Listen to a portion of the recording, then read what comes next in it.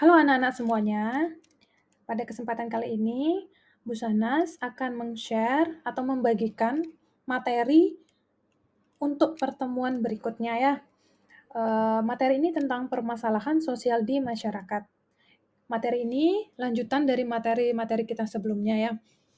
Oke, sebelum itu Ibu akan menjelaskan ya mengapa Ibu memilih metode pembelajaran seperti ini. Karena, ini materinya kan nggak ada di LKS, jadi Ibu membuat rangkuman atau PPT dalam bentuk PPT ya, untuk kalian pelajari di rumah. Nah, mengapa Ibu, menggunakan metode ini juga, ada gambar, terus ada audio, ya kan, untuk memberikan kemudahan untuk kalian semua ya, untuk memberikan kemudahan untuk kalian semua dalam mencermati materi berikut. Karena mungkin kalian ada yang gaya belajarnya itu auditori, seperti, mendengarkan ya kan, seperti mendengarkan penjelasan dari guru-gurunya, atau ada juga yang gaya belajarnya itu, visual. Nah, jadi Ibu sudah ada di sini ya, sudah ada, gambar-gambar supaya kalian lebih memahami materi yang akan Ibu jelaskan di video kali ini. Nah, langsung saja kita masuk di dalam materinya, yaitu permasalahan sosial di masyarakat. Ibu lanjut ya. Nah, pengertian. Pengertian permasalahan sosial. Nah, di sini kita akan memahami terlebih dahulu permasalahan sosial itu apa sih, ya kan? Permasalahan sosial, itu adalah kondisi atau keadaan di dalam suatu masyarakat yang keberadaannya tidak diinginkan atau bertentangan dengan nilai dan norma sosial yang ada di masyarakat. Nah, itu adalah pengertian sosial, bisa kalian baca kan, sengaja Ibu bacakan untuk kalian yang mau mendengarkan, ya kan, khusus untuk gaya belajar auditori, seperti itu.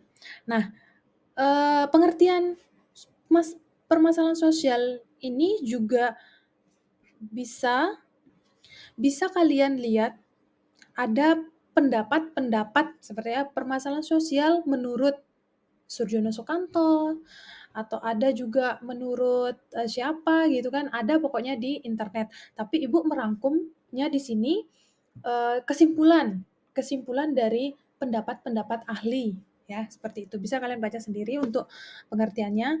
Di sini adalah kondisi masyarakat itu, tidak diinginkan, seperti itu ya, permasalahan sosial. Pokoknya di masyarakat tuh ada masalah, seperti itu ya. Mungkin kalian bisa nanti memahaminya kalau kalian tidak bisa memahami dari deskripsinya Bu Sanas yang tadi Bu bacakan, mungkin nanti kalian bisa memahami dari melihat pengertian tersebut. Nah, permasalahan sosial sendiri itu ada faktor penyebabnya. Nah, bisa kalian lihat di sini di slide selanjutnya ya. Faktor penyebab terjadinya permasalahan sosial di masyarakat itu banyak sekali, ya kan? Ada yang di sini Ibu sudah menuliskan atau, sudah Ibu rangkum menjadi beberapa faktor penyebab. Yang pertama itu, tidak adanya kesesuaian antara nilai sosial dengan tindakan sosial. Yang kedua, sumber dari masalah sosial merupakan akibat dari suatu gejala sosial di masyarakat. Yang ketiga, suatu gejala sosial di masyarakat. Oh, maaf, ya, Ibu salah baca. Oke, yang ketiga itu adanya pihak yang menetapkan suatu gejala sosial tergantung dari karakteristik masyarakatnya. Yang keempat, masalah sosial yang nyata dan masalah sosial yang tersembunyi. Jadi, masalah sosial itu dibagi lagi ya, masalah sosial yang nyata dan masalah sosial yang tersembunyi, seperti itu. Di sini ada bahasa Inggrisnya ya, manifest social problem dan latent social problem. Terus yang kelima, perhatian masyarakat dan masalah sosial. Yang terakhir, sistem nilai dan perbaikan suatu masalah sosial. Itu adalah faktor penyebab. Nanti mungkin kalian bisa memahaminya lagi dengan membaca ulang, ya. Nah, selain dari faktor penyebab, permasalahan sosial ini mempunyai jenis-jenis, ya. Apa sih jenis-jenis permasalahan sosial? Seperti itu. Nah, di sini Ibu akan menjelaskan ya, jenis-jenis permasalahan sosial itu dibagi menjadi 6. Yang pertama itu ada kemiskinan, yang kedua itu ada kriminalitas, yang ketiga itu ada kesenjangan sosial, yang keempat ada pengangguran, yang kelima ada penyakit menular dan yang keenam itu ada kenakalan remaja. Ini adalah jenis-jenis permasalahan sosial. Nah, kita kan sudah tahu nih sekarang jenis-jenis permasalahan sosial itu seperti apa. Tinggal bagaimana kalian memahaminya sekarang. Nah, untuk lebih memahami, Ibu akan menjelaskan satu-satu ya, menjelaskan satu-satu mulai dari kemiskinan sampai kenakalan remaja.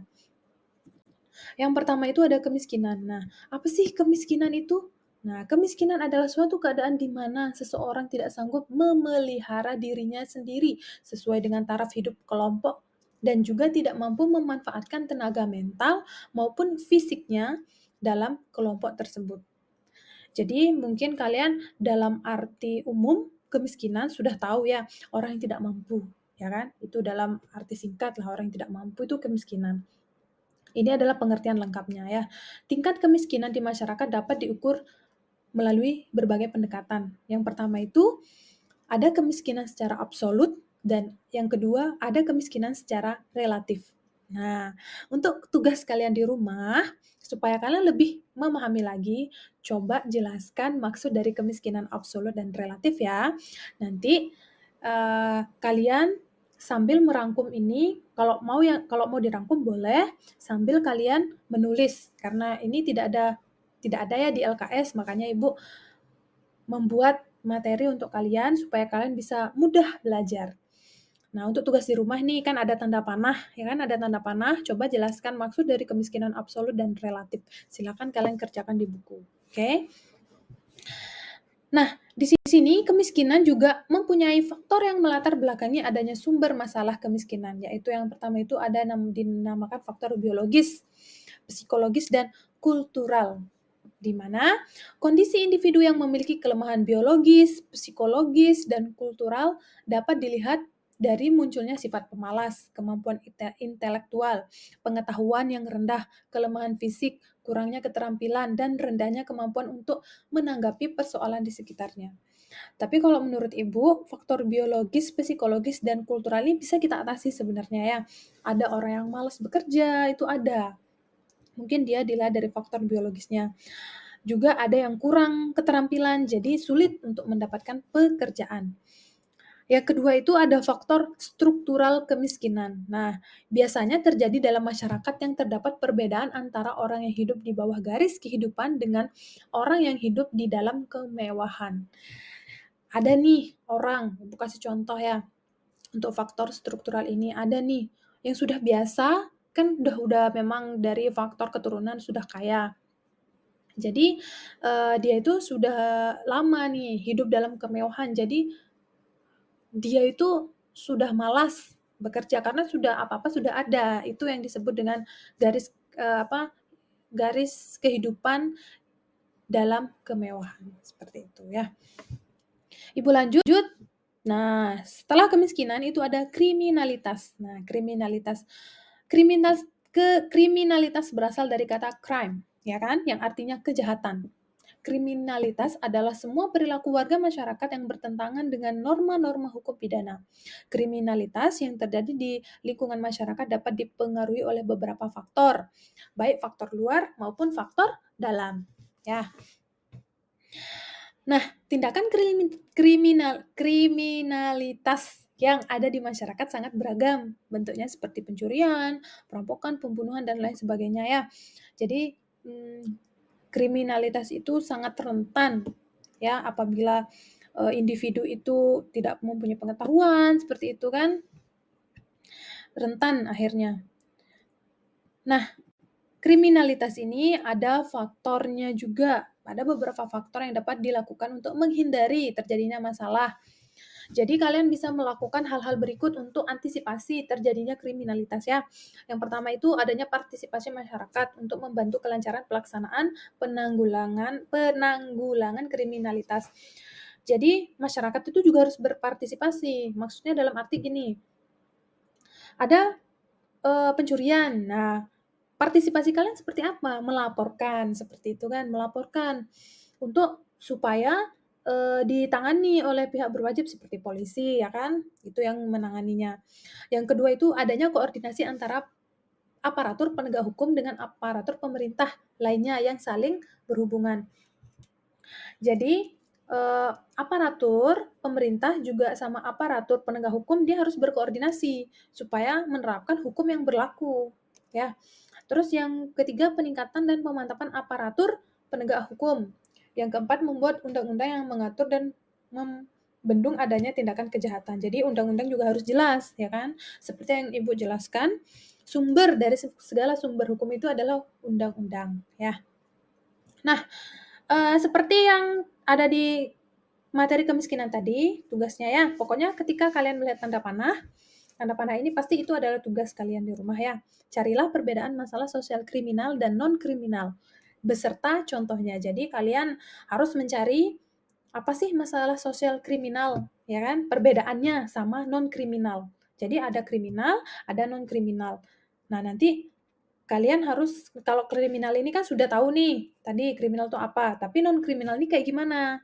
Nanti contohnya, kalau kriminal sudah tahu contohnya, non-kriminal silahkan kalian bedakan nanti ya, antara kriminal dan non-kriminal. Apa sih bedanya? Dan kasih contoh. Selanjutnya, nah, kesenjangan sosial. Nah, kesenjangan sosial itu merupakan perbedaan jarak antara kelompok atas dan kelompok bawah, ya. Kesenjangan sosial ini seperti yang ada di gambar. Nah, ada yang miskin dalam arti ada yang miskin dan ada yang kaya. Itu tidak merata jadinya. Miskin-miskin banget, kaya-kaya banget itu termasuk di dalam kesenjangan sosial. Ya, anak-anak ya. Nah, apa sih faktor-faktor yang mendorong terjadinya kesenjangan sosial ekonomi di masyarakat? Antara lain, yang pertama, menurunnya pendapatan per kapita. Yang kedua, ketidakmerataan pembangunan di daerah-daerah. Rendahnya mobilitas sosial. Maksudnya rendah mobilitas kan kalian tahu kan mobilitas itu apa? Mobilitas itu adalah perpindahan, ya. Perpindahan penduduk dari suatu kota ke kota yang lain, misalnya itu mobilitas. Atau status sosialnya, mobilitasnya. Awalnya, mereka itu adalah seorang pekerja buruh, tapi dia mobilitas, akhirnya mengadu nasib seperti itu kan, akhirnya dia jadi penjual, pedagang yang sukses, seperti itu. Jadi, rata-rata masyarakat tuh malas untuk mobilitas sosialnya itu rendah, karena ya udah rumah saya di sini, jadi saya mau tinggal di sini, kerja apa adanya. Padahal kalau mereka keluar, mencari pekerjaan atau mengadu nasib, itu mungkin akan lebih baik kehidupannya kan. Terus yang keempat itu adanya pencemaran lingkungan alam, itu juga termasuk. Yang kelima, kesenjangan sosial ekonomi dapat menimbulkan masalah di masyarakat seperti munculnya tindakan kriminal, adanya kecemburuan sosial, dan lain sebagainya. Seperti yang digambar ya, lihatlah di gambar itu termasuk kesenjangan sosial. Ada yang rumahnya bagus banget, ada yang nggak punya rumah gitu ya. Apalagi rumah-rumah yang ada di Jakarta kan biasanya dia tinggal di rel kereta, di sampingnya, terus ada yang di kolong jembatan, seperti itu juga. Oke, Ibu lanjutkan ya. Di sini kesenjangan sosial ada upaya untuk mengatasi kesenjangan sosial ekonomi. Antara lain yang pertama itu memberikan kesempatan kepada masyarakat miskin untuk mendapatkan pendidikan yang layak. Yang kedua, menciptakan lapangan pekerjaan sebanyak mungkin. Yang ketiga, adanya pemerataan pembangunan di daerah-daerah. Tidak bisa kita pungkiri ya anak-anak ya, pasti orang yang pintar atau orang yang mempunyai kemampuan, keterampilan ya, itu harus mendapatkan pendidikan yang layak karena itu akan mengasah skill kalian, keterampilan kalian. Itu akan memajukan kalian atau mengantarkan kalian ke masa depan yang lebih baik. Jadi usahakan kalian mendapatkan pendidikan yang layak. Selanjutnya itu ada pengangguran. Nah, pengangguran ya, pengangguran adalah sebuah golongan angkatan kerja yang melakukan suatu kegiatan yang menghasilkan uang. Pengangguran tidak terbatas pada orang yang belum bekerja. Orang yang sedang mencari pekerjaan dan orang yang bekerja namun pekerjaannya tidak produktif dapat dikategorikan sebagai pengangguran. Nah, di sini ada jenis-jenis pengangguran nih, ya kan? Nah, jenis-jenis pengangguran ini sudah Ibu tuliskan ya, yang ada berapa nih jenisnya? 1, 2, 3, 4, 5, 6, 7, 8. Ada namanya pengangguran siklikal. Yang kedua, pengangguran struktural. Yang ketiga, friksional. Yang keempat, teknologi. Yang kelima, terbuka. Pengangguran tidak sepenuh waktu atau setengah pengangguran gitu. yang pengangguran terselubung dan pengangguran musiman. Nah, itu adalah jenis-jenis pengangguran. Nah, faktor yang penyebab terjadinya pengangguran. Banyak ya. Yang pertama itu jumlah tenaga kerja dan jumlah lapangan tidak seimbang. Nah, maksudnya jumlah tenaga kerja itu lebih banyak daripada lapangan pekerjaan, sehingga banyak orang-orang yang menganggur. Yang kedua, kemajuan teknologi. Yang ketiga, keterampilan dan pengalaman pemohon tidak sesuai kriteria. Kurangnya pendidikan. Nah, ini termasuk ya kurangnya pendidikan, karena pendidikan itu penting untuk kita yang mau nyari kerja nih. Kita harus punya skill. Misalnya kalian nggak bisa apa-apa, apakah mau diterima di perusahaan atau di tempat kerja kan nggak bisa. Jadi kalian harus punya keterampilan, setidaknya ya, punya bekal untuk diri sendiri. Terus yang keberapa nih? Yang keenam, kemiskinan.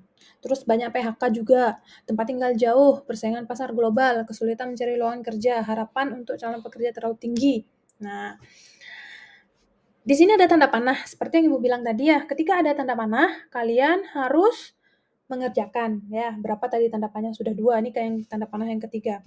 Coba tuliskan pengertian dari 8 jenis pengangguran. Nah, ini sudah ada ya, sudah ada 8 jenis pengangguran. Terus yang selanjutnya itu ada penyakit menular. Penyakit menular seperti yang kita ketahui ya, sudah tidak asing lagi mungkin semenjak adanya COVID, kita menjadi lebih tahu penyakit menular. Padahal dulu sebelum adanya COVID, yang kita tahu penyakit menular itu HIV ya kan, IMS seperti itu. Tapi sekarang setelah adanya COVID, jadi kita lebih waspada tentang penyakit menular. Penyakit menular adalah gangguan yang disebabkan oleh organisme seperti bakteri, virus, jamur, atau parasit. Ya, disebabkan oleh X biologi seperti mikroorganisme, patogenik, virus, bakteri, dan fungsi, serta parasit. Nah, mungkin kalau kalian mau lebih dalam, virus, jamur itu kan bisa kalian pelajari di pelajaran IPA ya. Ibu hanya menjelaskan sedikit saja tentang penyakit menular. Yang ke-6, yang terakhir ada kenakalan remaja ya. Kenakalan remaja ini memiliki arti kejahatan yang dilakukan oleh anak remaja. Dengan demikian, kenakalan remaja merupakan perbuatan yang melanggar hukum yang dapat dikenai sanksi pidana bagi yang melanggar larangan tersebut. Nah, jadi jangan kalian kira kenakalan remaja itu tidak tidak bahaya ya. Bahaya. Jadi jangan sampai kalian ikut menjadi orang yang nakal seperti itu ya. Ini adalah contoh-contoh gambar kenakalan remaja seperti minum-minum keras gitu kan. Terus membuli juga termasuk kenakalan remaja, karena kita tidak boleh membuli ya. Terus ini ada minuman keras, ada bertengkar, tawuran, itu termasuk juga dalam kenakalan remaja. Nah, faktor-faktor, di sini Ibu tidak menuliskan faktor-faktornya ya, tapi Ibu akan jelaskan saja. Ada faktor internal dan ada faktor eksternal sebenarnya kenakalan remaja ini ya. Faktor internal itu adalah krisis identitas. Ya. Yang kedua, kontrol diri yang lemah.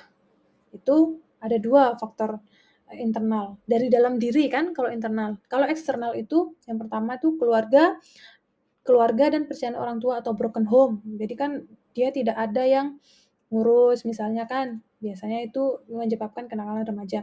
Teman dan lingkungan yang kurang baik. Jadi faktor pertemanan juga perlu ya. Kita bukan memilih-milih teman, hanya saja kita harus memilih teman-teman yang baik. Jangan sampai teman nakal ikut nakal gitu ya. Yang terakhir tuh pengaruh budaya asing yang cenderung negatif. Jadi budaya-budaya asing yang masuk ke Indonesia ya, budaya-budaya asing. Nah, seperti mungkin kata-kata ya, kalau Ibu lihat sih anak-anak zaman sekarang dikit-dikit "cuk, cuk". Nah, itu kan itu adalah budaya-budaya asing mungkin ya yang dapat, masuk ke dalam diri kalian, jadi kalian tuh ngomongnya agak kasar, padahal zaman dulu tuh nggak ada yang kayak gitu, ya. Tapi mungkin karena budaya yang masuk ini negatif, ya, budaya yang masuk cenderung negatif, dia akhirnya kalian ikut-ikutlah ke barat-baratan ngomongnya atau kasar, seperti itu ya.